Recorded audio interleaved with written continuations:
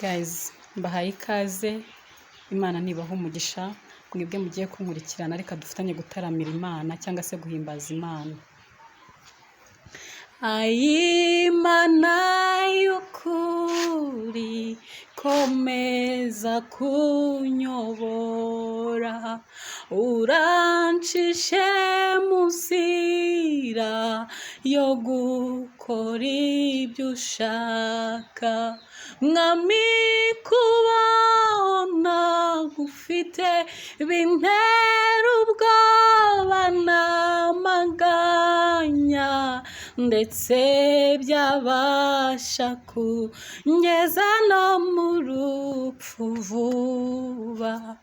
Muri iyi si huzuye muruho n'amahane, icyo nkeneye cyose simpera ko nkibona, ariko ku munsi mukuru ubwo nzabona umucunguzi, niringiye kuzabona ingororano yanjye.